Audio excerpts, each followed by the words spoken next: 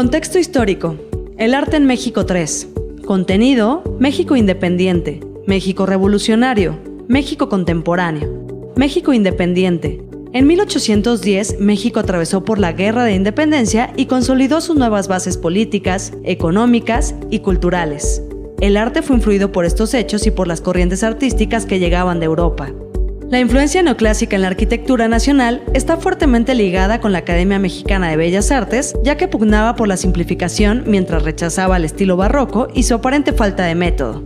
Los temas religiosos fueron sustituidos por columnas precisas y sobrias balaustradas. Ejemplos de estas edificaciones son el Palacio de Minería en la Ciudad de México y la Iglesia de las Teresitas en Querétaro. De manera paralela al neoclásico en la arquitectura, el romanticismo tuvo gran influencia en la pintura. Los temas recurrentes son los paisajes, las costumbres y los personajes mexicanos.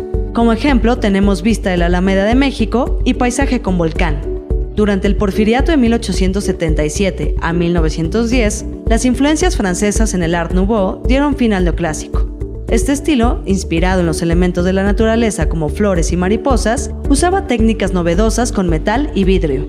Los edificios más representativos de la época son el Palacio de Bellas Artes y el Domo del Gran Hotel de la Ciudad de México. México revolucionario. El arte de la revolución brilló debido al movimiento muralista.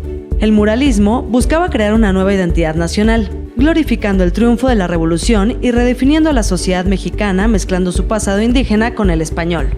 Un aspecto muy característico de este movimiento es que se encuentra plasmado en edificios públicos. Algunos de los murales más representativos de este movimiento son Hidalgo en el Palacio de Gobierno de Jalisco, Tormento de Cuauhtémoc en el Palacio de Bellas Artes y el mural del Palacio Nacional. José Vasconcelos, primer secretario de Educación Pública en México, fue su principal promotor. México contemporáneo.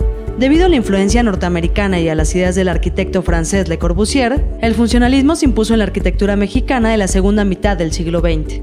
Se trata de un movimiento artístico que conciliaba la función de la obra con su construcción. Se caracteriza por sus formas cúbicas, simétricas y grandes ventanales.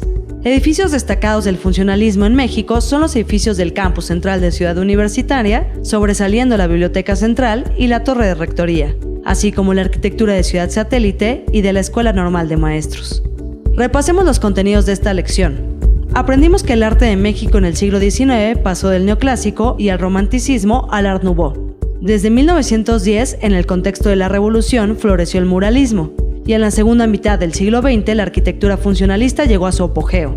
Repasa los contenidos de la lección contestando los ejercicios de práctica en tu cuenta Unitips y cuando estés listo, pasa a la siguiente lección.